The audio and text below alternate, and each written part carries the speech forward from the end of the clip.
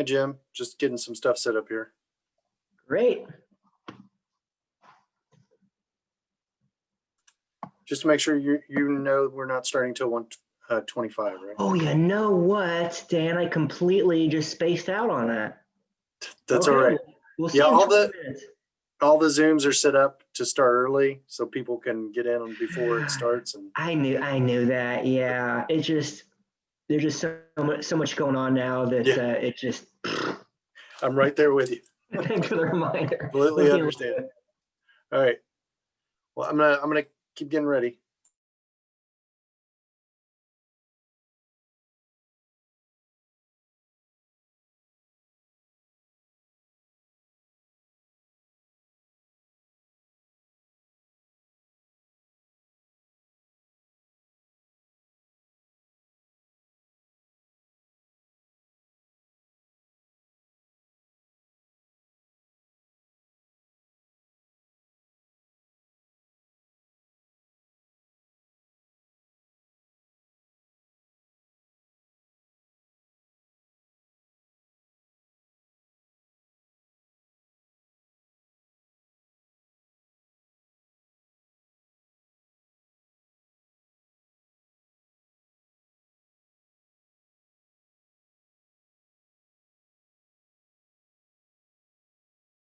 Go ahead and starting the recording for this meeting.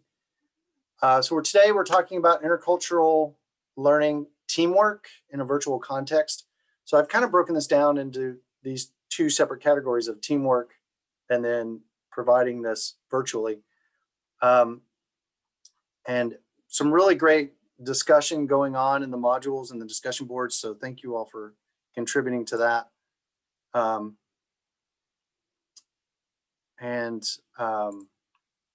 Let me get to the agenda for today. So we're going to talk about that teamwork agreement template. I didn't go with an intercultural activity this week because I thought creating something that's going to be kind of very practically usable in your courses where you're using teams would be that template that you can give to students to help them create their own teamwork agreement. So hopefully you all were able to create at least a partial template that you might use, but then we're going to have some time in our small groups to discuss, compare what we came up with, and hopefully you'll get ideas from each other. And then we'll talk about that a little bit when we come back. Now, additionally, I didn't recruit any volunteers for the fishbowl today. So if anyone would like to volunteer to share what their group discussed, I will welcome that. If we don't, then we can always just have the full group conversation. I'm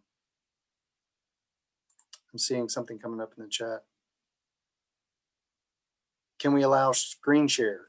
Yes, let me see how I can do that real quick. I think I've switched it to multiple participants can share simultaneously.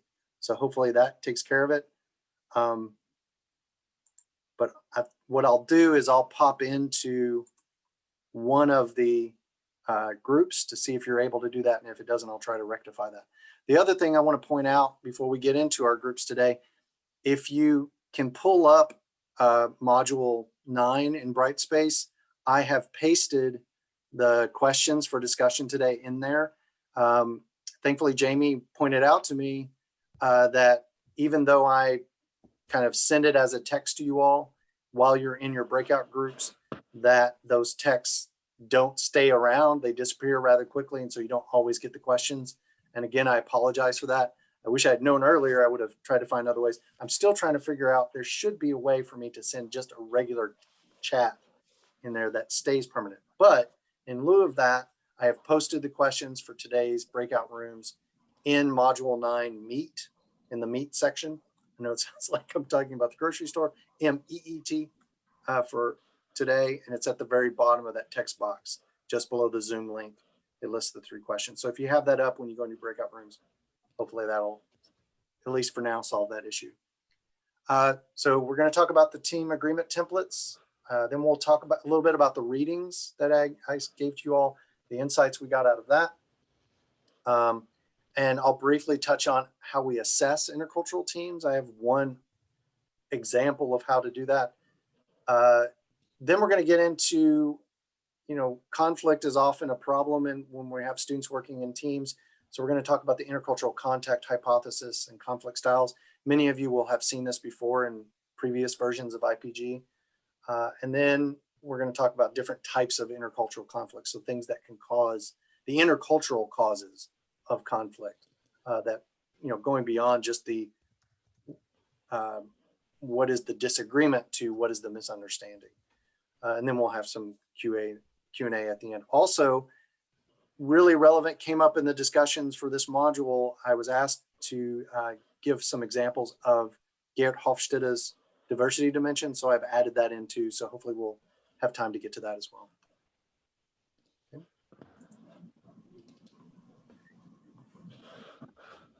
So let me go ahead and share my screen here.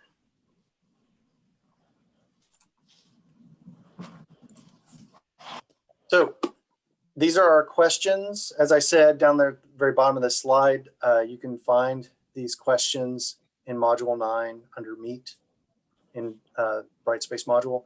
So I'd like you to discuss which of the items in your template that you created is kind of a universal. It's essential for all teams to discuss and hammer out.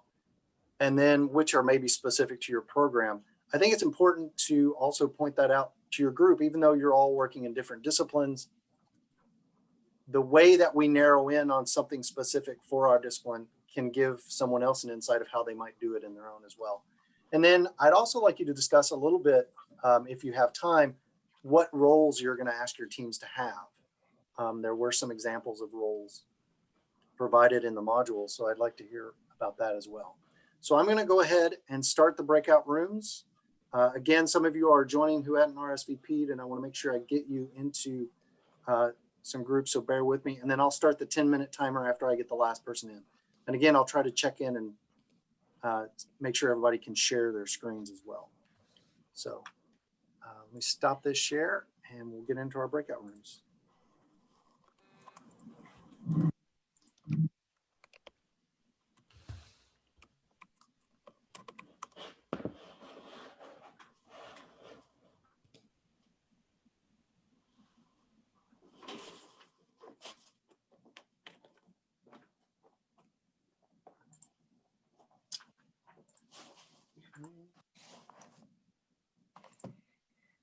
And I'm assuming at this point,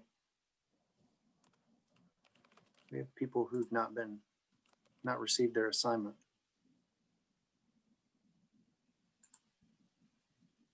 So I'm reassigning people.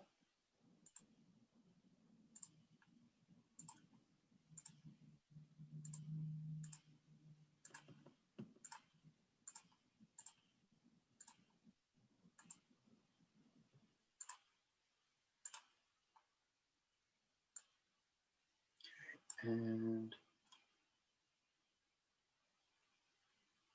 Kara, did you not get a group?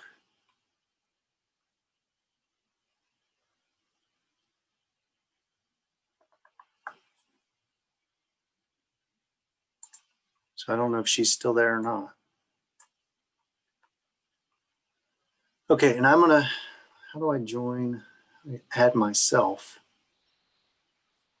She looks frozen. I'm sorry? I said I think Kara's frozen. I think Kara's frozen, yeah.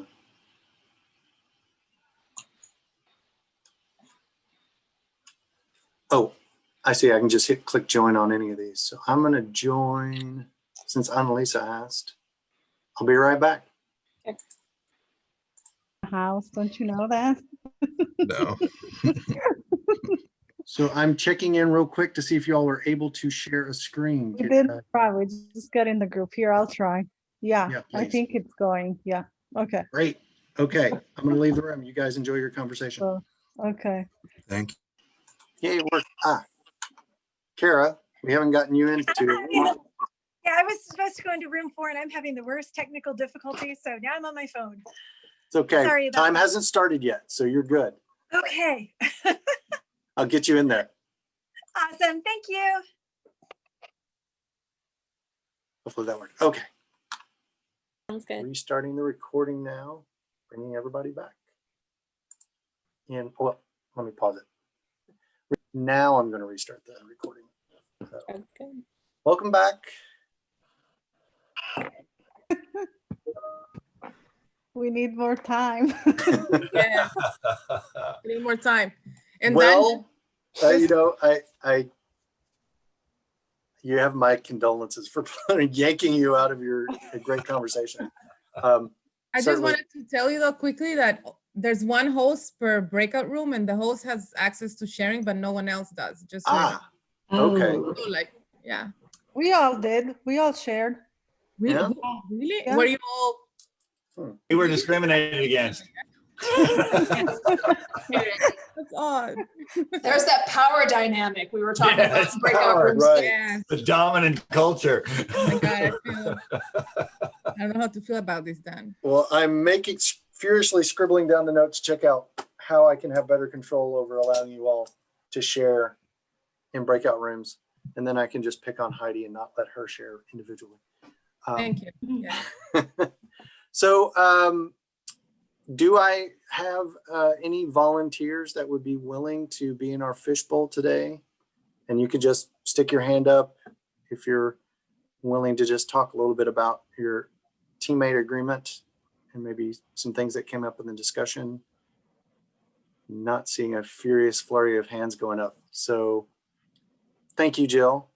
Sure. I think that And I Renee? think we all had consensus, and Jim and Wade disagree with me if I say anything wrong, but just this notion of democratic process, right? Of how do we involve the participants in coming up with norms and getting to know one another, and how do we just make this very collaborative?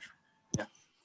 Thank you. And I think Renee was the other hand I saw. yes. And everybody else, if you want to go ahead and turn off your cameras. If a third person wants to stick around, great. If not, I think that's okay. And we will bring everybody back in here in a minute and have some more of this conversation. Thank you, Jill, for pointing that out. So what about items that you all kind of came to a consensus about what was universal? Jill touched on this a little bit. Renee? No, we had two different viewpoints. One was someone actually had for lack of a word, a contract that they provided that each signed off on in terms of the template. And then the other one pretty much just talked about guiding questions, and that it wasn't necessarily a form that students signed off on, but it was important for people to articulate what their values were in terms of being respectful of each other, being punctual in team meetings, those types of things. And we also, talked about limits. What's off limit in terms of this team meeting? Are we going to meet on weekends? Are we not going to meet on weekends? And so it was a really rich discussion relative to the rigidity of actually having something that people sign off on so that there was lots of clarity, or a conversation. The other thing that we talked about too is that sometimes there's conflict, and that whenever you're working on teams, sometimes one student is doing all the work, or there may be someone in the group that people don't feel like are carrying their weight. How do you mediate that as well?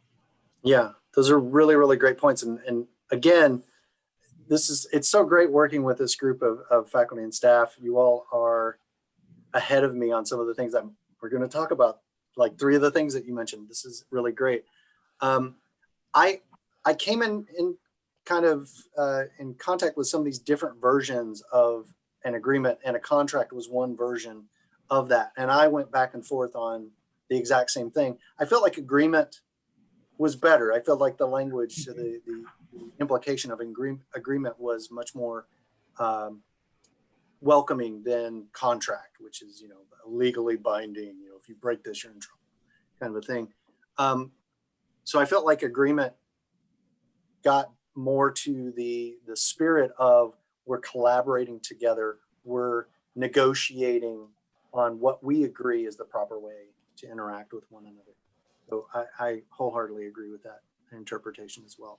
But there are a number of different versions with different names of basically what this is, which is rules for engagement. How are we going to conduct ourselves? What about, did anybody mention anything, an item that wasn't a universal, that was specific to my program or discipline? Did that come up at all? And I can extend this to outside the fishbowl.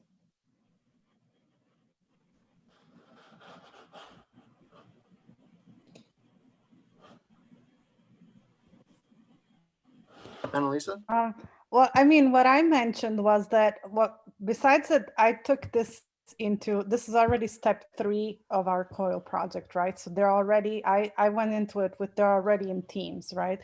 But what I mentioned was that having also followed the impact training, this is where I would leave my students autonomy. And so I'm not sure, because I also provided them with, well, us 3 teachers created we called it COIL syllabus supplement that described, the project itself. Now that they're in teams, this is where, it's what you want to do, how you want to meet, and it's to your own thing to decide and find how things work and everything.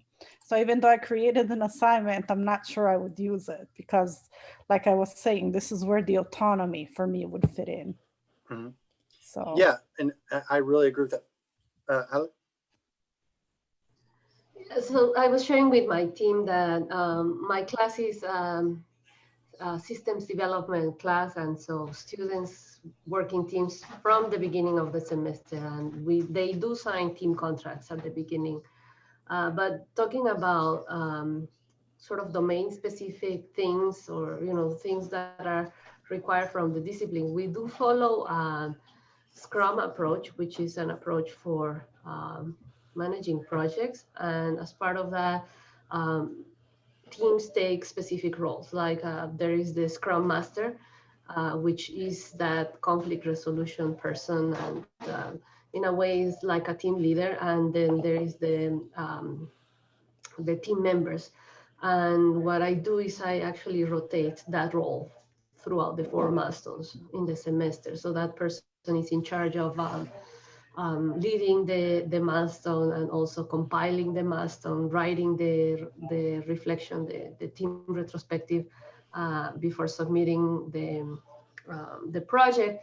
But something that I don't know if it is happening is if that person takes the role of mediator when there are challenges. I don't really know, and then now I'm intrigued whether that is happening or not. So anyways. Yeah, and definitely on both points that you and Annalisa have made, handing over the responsibility to students to do this is certainly the intent behind a template like this. I conceived of it as a template, not as every team must do the same thing.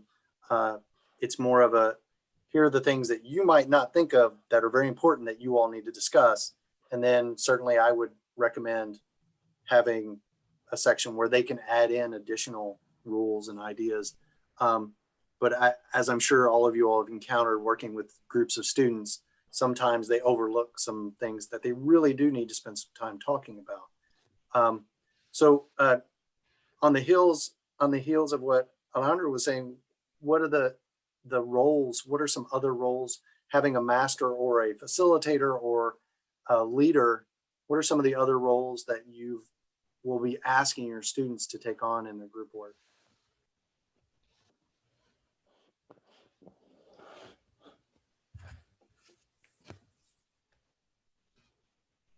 Or is that also something that you all are leaving up to the students?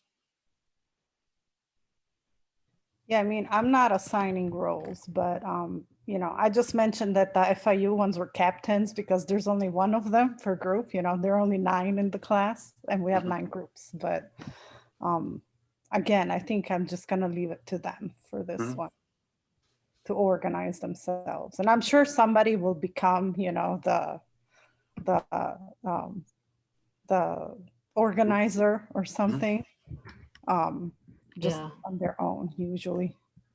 And we also talked about the importance of a rotation as well, that whenever the teams are assigned, the same person doesn't always have to be the leader of the group, and that someone can be the scribe, or someone can be, to take on different roles within the team, and also sort of have a timeout section that says, okay, let's switch who's the leader in this time, and being able to have that flexibility.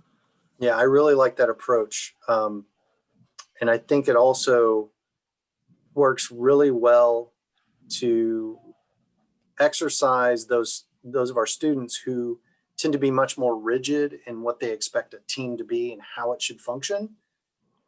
Flipping the roles around allows them to see different approaches to how to run a team, how to conduct teamwork. So I think that's really good, but also gives everybody a chance to feel like they have some control over the direction the team is going in. I really like that approach of not always having the same person have the same role every single time, mixing it up. Well, and depending on your student population too, or your participant population, you know, you can use different models of the teams as well. So there's some really good math curriculum that has this whole set of different things. For example, one is, you know, that everybody gets, you know, 2 minutes to kind of talk about their thing, and the next person has to talk about their thing and then connect to the person who just talked or whatever. So, I mean, especially as people get to know one another, it might be good to have some strategies to kind of ensure that all voices are heard in those groups.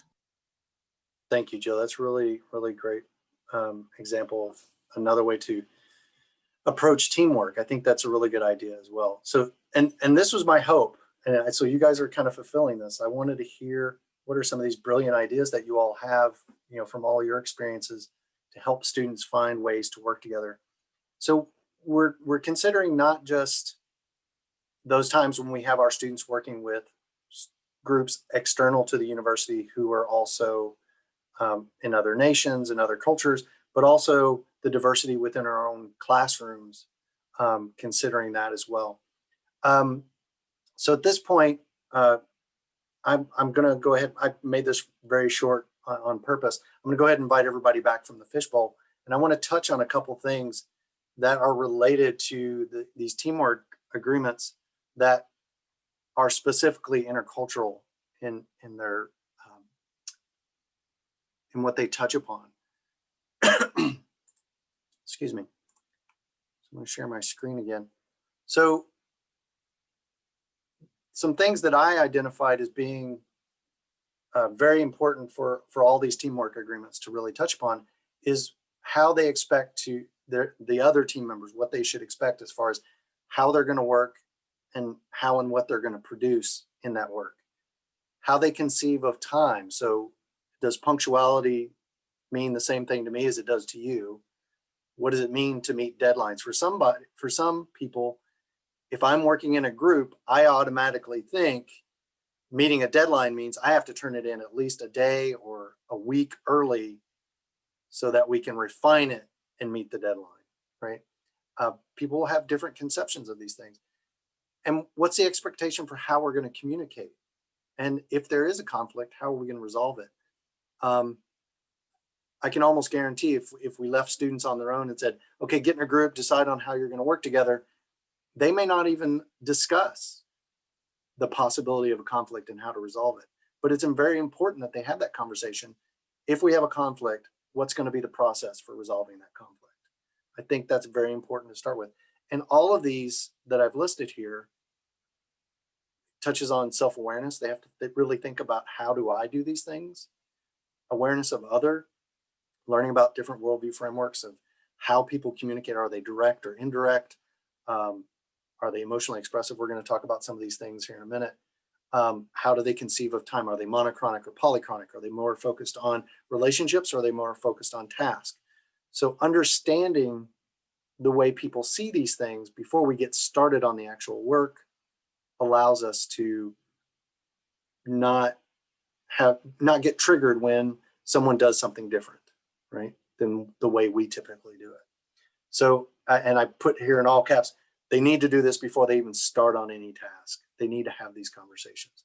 So, but the nice thing is each one of these is an entry point for teaching them something about intercultural competence. That's something I really like about a teamwork agreement, is it's really focusing on how can they create their own micro culture, because anytime you get, my definition of culture is anytime you get 2 or more people together and they agree on how to interact with one another, that's a culture. So they're really developing their own, but anytime you do that, you're drawing from your primary culture that you bring with you, right? So that's the general idea here. So I'm going to go ahead and I want to open this up. What are your all's thoughts on these 4 points? Ideas about discussing these with students or having them discuss it amongst themselves?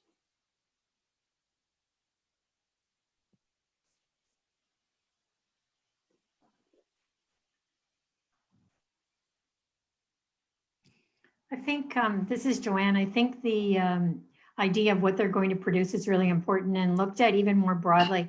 If I think about drawing on a large body of research literature in cooperative learning, it's over decades, it's shown that you have to have a project or a project that has mutually defined goals and reciprocity. And I think when you're coming from Purdue, English is considered like a dominant world language. That's going to be an issue.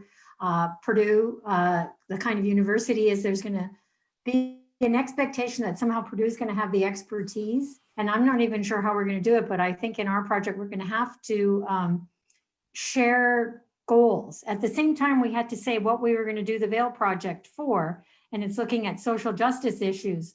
But I'm not sure that that's going to be important in those other countries. So mutually defined goals that we talk through, I think, are really important. Agreed. That's absolutely true. Thank you for that, Joanne. So I'm going to go ahead and stop sharing on this, but I want to next talk about the readings that I provided for this. And if I'm remembering correctly, a few of the comments were it was overwhelming. There was a lot of information there to consider when putting students into groups. So I'm going to touch on a few things, and I want to get your all's reaction and feedback to some of these things. I'm hoping that I was able to tease out some of the main ideas from the readings. Now, the first two were very short, just kind of summaries of here's some things you need to think about. Mutual learning, mutual understanding, and mutual teaching. So the idea that students are learning from one another as equals when they're working together, that there's a mutual understanding, they're at least attempting to understand why people behave the way they do. And I think having some of these conversations in a team agreement session of hammering that out will help them learn some of that. And then mutual teaching is sharing that information with one another. This is the way that I've always done it because my culture does this way. Providing that background, having that kind of avenue to share their own cultural practices and maybe even some values and beliefs behind those practices is a great way to share around something like a team agreement. The other reading, looking at some things that need to be addressed, breaking down cultural differences. So again, this goes back to how do we work? How do we conceive of time? How do we communicate? How do we resolve issues or conflicts? So that needs to be discussed. I think this is something that needs to happen very early on. It doesn't necessarily have to happen only in teams. It can be done as an entire class, group discussion, kind of how we all want to think of these things. You might have that conversation about punctuality in regard to everyone attending class on time, and that can carry over into these team meetings. But certainly within teamwork, as has been pointed out, we want the students to come up with their own rules that they all collectively agree on. If for no other reason, is it gives them ownership. And that ownership is their intrinsic motivation to adhere to those things because they know that's the expectation they have for the other people on their team and that the others have of them. Minimizing language barriers. So if you do have those multinational teams, multicultural teams with different languages, we don't want pockets of these 2 or 3 students speak the same language and they're off just talking in their own language and excluding everyone else. Vice versa, we need to be aware of that when we're speaking English. If we don't speak that other language and the other person is a non-native English speaker, we need to do things like simplify the language we use. Don't use metaphors and idiomatic expressions and some of these more complex language structures that they may not have access to. So simplifying our language, certainly in a virtual space, we don't have as much access to nonverbal forms of communication, but we have emojis and different things like this. That being said, we need to agree on what those things mean if we're going to use them, right? Because anytime you're using a symbol, we got to make sure we know what that symbol means to each other. If any of you out there have a teenager, I'm sure you've run into that more than once. But if you can use pictures, gestures along with your speaking, that will really go a long way to help non-native English speakers to follow you and feel included in the conversation. There needs to be consideration to work around cultural customs. So are they on different work schedules, not just time zones, but are you working with people in Spain who observe siesta in the middle of the day? That needs to be considered. Different vacation norms. So if they say I'm going on vacation, you might be thinking, oh, they'll be back next week. They may not be back for 3 or 4 weeks. So keep that in mind. And of course, religious practices, different holidays. It's a good idea that everybody is aware of those things. And again, going back to the previous reading about mutual teaching, sharing those things with one another so they're not caught off guard. And then the last one was avoid creating artificial divisions. So again, with language, but also being aware and informing ourselves about the context that those other team members are in. So if they are from another country, being aware of the global politics. Are they in a country that, internet access may become a real problem because of something that's currently going on politically or socially in their country? So these are all things that need to be kind of hashed out and discussed. And again, it all lends itself to avoiding conflicts down the road. And there are challenges that I think our students can rise to. And I did see something pop up in the chat here. I do want to touch on some of these. I think it was a question about the siesta. Guillermo mentions, does anyone know anyone doing the siesta in Spain? Curious about that. I have never seen anyone, but of course I have a bias here. So I don't know if anyone has had experience with that. Heidi? I can tell you because I sent students and I prepare them to go to Spain for semesters and things like that. I think this really manifests, Guillermo, into a much longer lunch break, for example.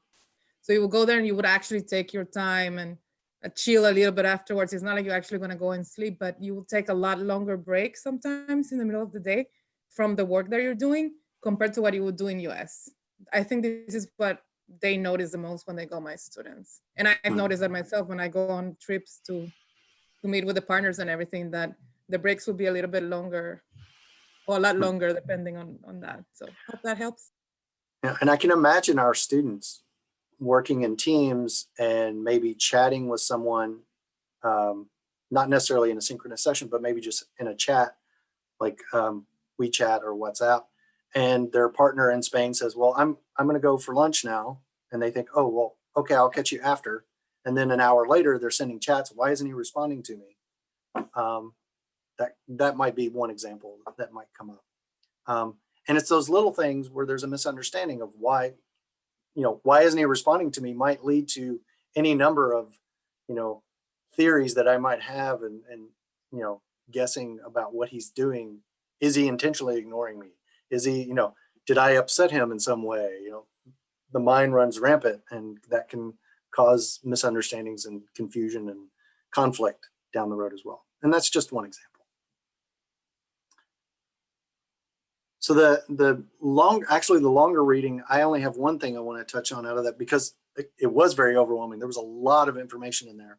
And I want to give everyone permission to cut themselves some slack.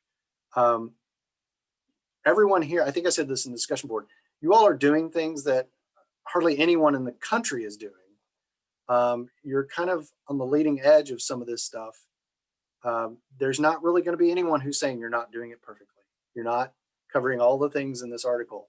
Cut yourself some slack. You all are already doing amazing work. It is overwhelming. but a couple things I wanted to pull out of there, and that suggestions for successful teamwork. Begin with team building, really work on improving cultural intelligence, and specifically increasing openness, that suspending judgment. Those are three areas that I picked out that I thought were the most important elements out of that list of things that were provided as suggestions. I think if we're doing those things ahead of and during teamwork, that will make those teams run much more smoothly. Were there any other thoughts or comments about the readings, the things that were brought up?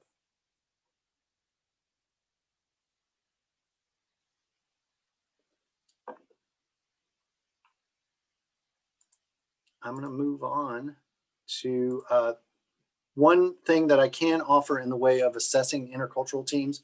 If you do have those groups that are very diverse and you're struggling with how can I assess them all in an equal way, certainly you can just use the intercultural knowledge and competence value rubric. Are they displaying openness? Are they suspending judgment? But if you want it much more in a teamwork framework, then I'll offer, and I think I've shown this already at least once before, and I think we've even talked about it.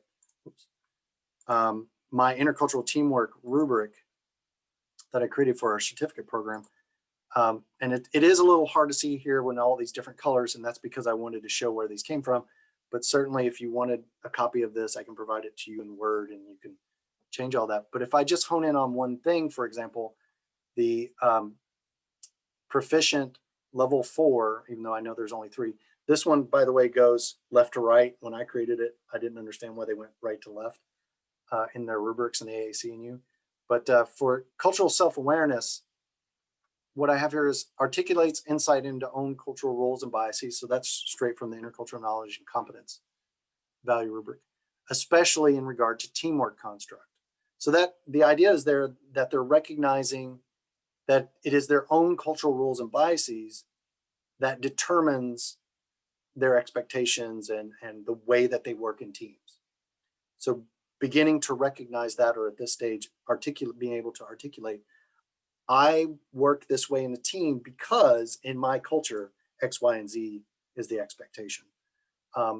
So that's, if each of your team members are able to do that, regardless of what culture they come from, they're beginning to formulate that understanding. So this is just one way that you can use a rubric to assess intercultural teamwork. Are they meeting these criteria in the way that they're interacting with each other? And there's different ways that you can, short reflection prompts or essay prompts that you can give them, and then use a rubric to tease out where are they performing at. So I just wanted to share that real quickly.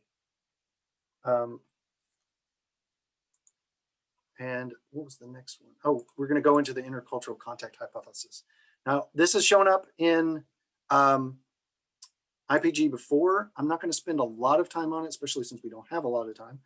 But I do want to touch on these things because I do feel this is very important and fairly useful for students to understand.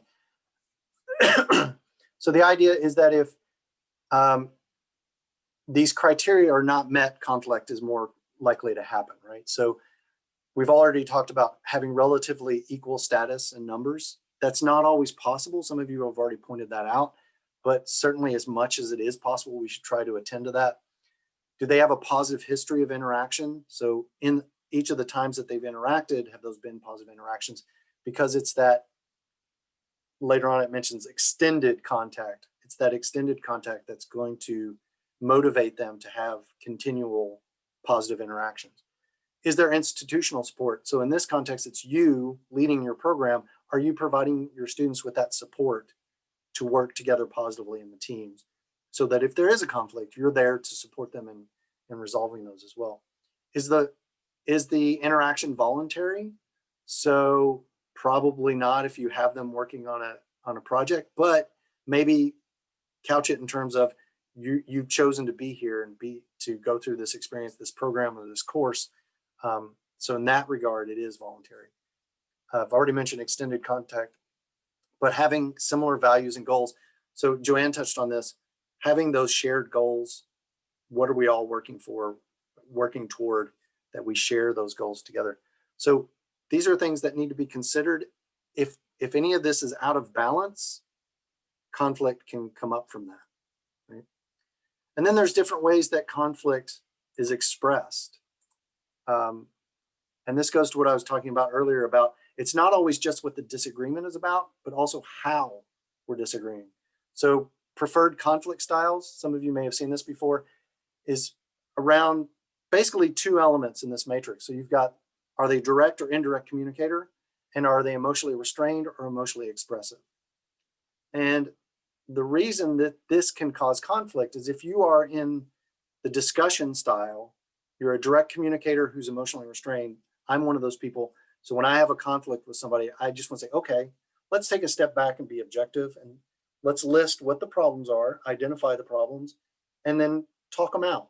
And we can figure out what we're disagreeing on and come to a compromise. But if I'm having that conversation with someone who is in either engagement or dynamic, or even really any of them, but certainly the dynamic style, they're looking at me like I'm an alien, like, do you not care what we're talking about?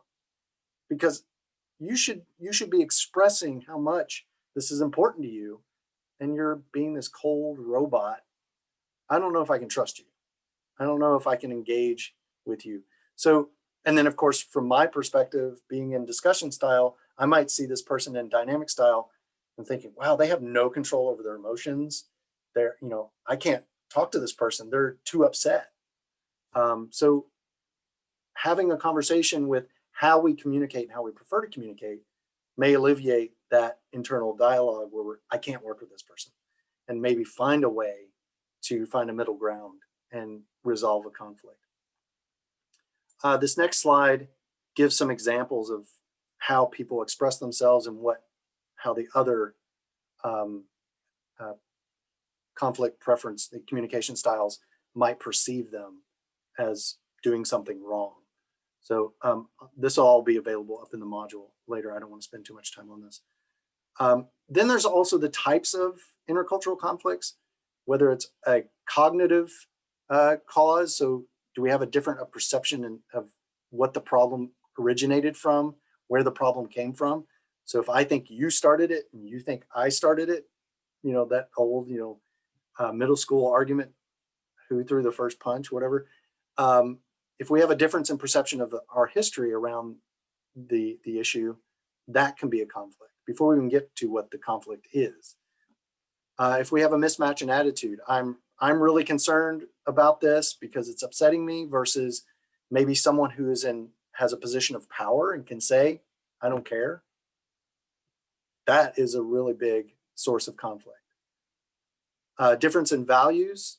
So whether they're religious or political, I think we're all familiar with those. If we have different goals about what I want to achieve versus what you want to achieve, and then different interests about this has to do with how we go about achieving our goal. I may want to go this route, and the person I'm working with may want to go a completely different route. I think we see that all the time. I see it in politics where you have well-intentioned politicians, and I know they're becoming harder and harder to spot, but they do exist. But one wants to do it by being fiscally conservative, and the other one wants to do it by saying, we shouldn't be concerned with money. This is, important. So there's interest can play a role in how we want to solve a problem. And an example of this is the Cyprus dispute. So some of you may have seen this before, may be familiar even specifically with the Cyprus dispute. This is the island in the Mediterranean, half of which is controlled by Greece and the other half by Turkey. And there is kind of a buffer zone, as it mentions there in the middle, controlled by the United Nations. This is the dispute, of course, is who controls the island, and specifically who controls the resources on the island. But the reason I point this out is because it touches on practically every single one of those aspects of conflict that really don't have anything to do with the issue of the conflict, which is sharing the island. They argue over who started it, who was there first, who threw the first punch. They argue about who has a right to which resources and how those resources should be used. you can check every single box in this. This would be a really good real world example to share with students and say, here's a way that this plays out in real life. The other interesting thing about this, you have both the United Nations and the UK are on the island, our presence on the island, and they've tried to mediate between these two groups. And honestly, sometimes their mediation has made things worse. And again, I go back to the contact hypothesis. A lot of times it's because they're not finding a balance of bringing groups together to resolve the issues that are balanced in number, balanced in power dynamic. They haven't been successful in doing that. So certainly if they can't solve their issues, how are we going to solve it? It's by addressing each of those things. But again, cutting ourselves some slack if we can't. I don't expect any of you all to resolve the Cyprus dispute. It's been going on for a long time. I'm going to use the Tiagi debrief here and ask you all to answer, at least briefly, at least the what if. How could you use the Cyprus dispute with your teams, or would you, or would there be something else similar? I'd like to hear from you all on that.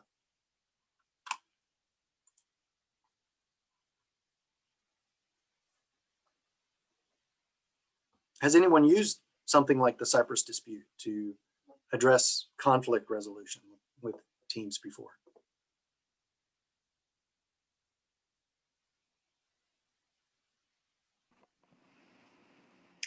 I haven't used it, but I could see in certain contexts that being a really helpful example. I'm thinking like international law when I teach that one, and I'm working with grad students who are from around the world, and some of them can't believe how America's set up, and some of my American students can't believe how they're set up.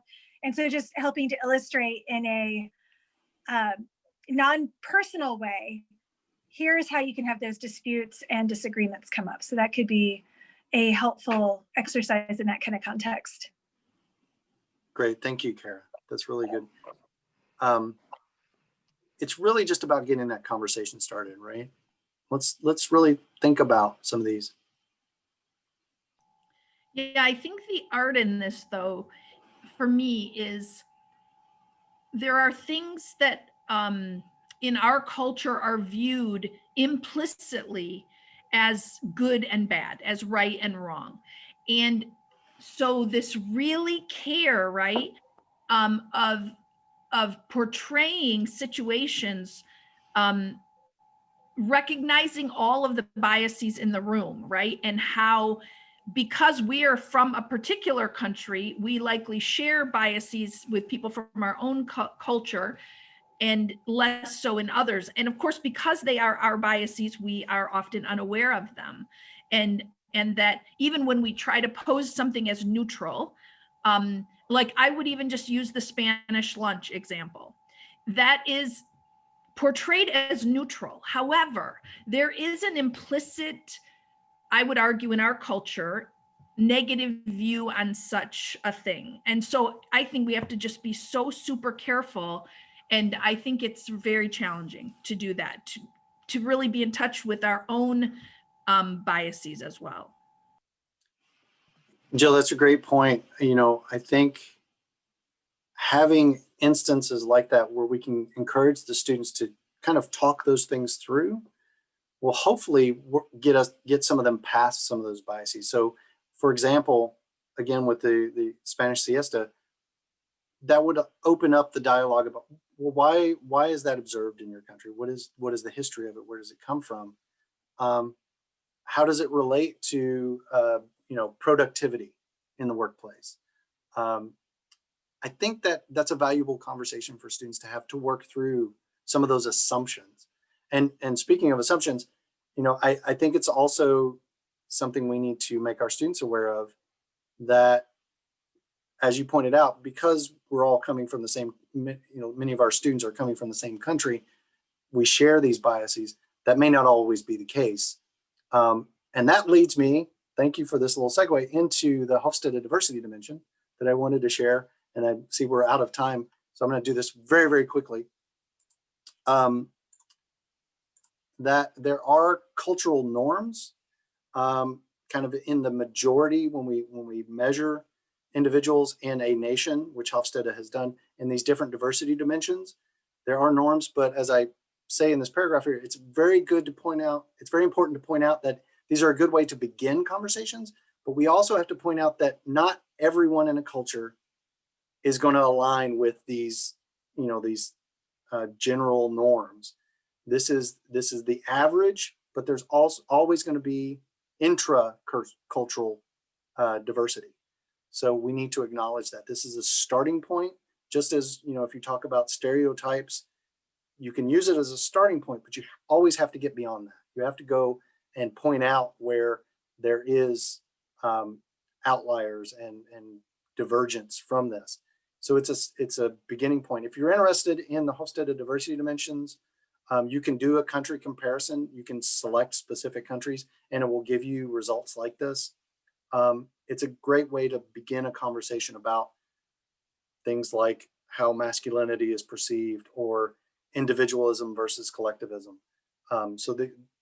Again, this is a great place to begin a conversation, but it really needs to go beyond that and talk about nuance. So I do want to offer that as a way to start some of these conversations in Teamworks. So we've gone over time. Thank you all for this great conversation today. I look for some lively comments in the post-workshop reflection in the modules. Want to remind everyone, if you haven't already provided me with the assessment tool you want to take it for a test drive, please contact me about that. You can go through module 6 or you can just email me. I want to make sure everybody gets a chance to do an assessment tool that's new to them. And kind of a one-time only, Silmar has agreed to pay for those that have a cost associated with them. And we're going to have some kind of a debrief, whether it's a tool that requires a debrief or just to have a conversation about how you might use this tool or not. So make sure you're doing that if you haven't done it already. And also for workshop 11, workshop 10, which is on Thursday, if you're planning on attending that, please show up a few minutes early because we are going to have a guest for the first 5 minutes going to talk about the statistics consulting service. So if you're interested in that, some good information there. And with that, I'm going to catch my breath and to say thank you to everybody for joining in today. I'm going to stop sharing this and so I can see everyone and wave goodbye. Thank you all again. Yeah. Bye.